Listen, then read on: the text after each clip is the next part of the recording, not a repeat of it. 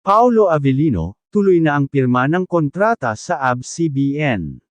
Kim Pao fans, kilig na kilig. Mga ka-celebrity hub, isang mainit na balita ang kumakalat ngayon sa showbiz world. Matapos ang ilang buwan ng pagiging freelance, tuloy na ang pagpirma ni Paolo Avellino ng bagong kontrata sa ABS-CBN. Balik kapamilya, Paolo Avellino signs new contract with ABS-CBN.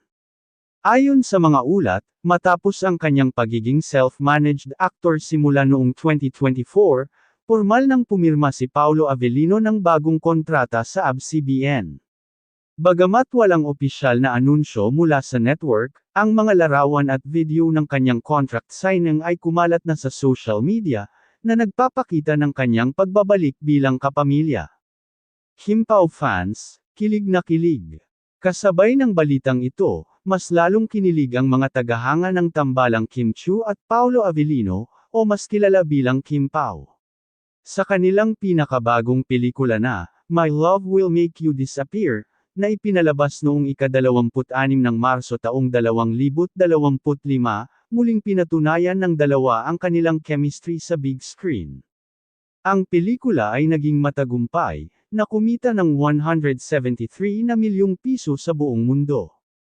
Ano ang susunod para kay Paolo?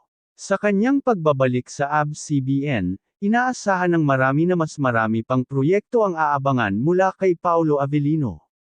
Mula sa mga teleserye hanggang sa mga pelikula, tiyak na masusubaybayan natin ang kanyang mga bagong kwento at karakter na bibigyang buhay. Mga ka-celebrity hub, excited na ba kayo sa mga bagong proyekto ni Paolo Avellino sa ABS-CBN?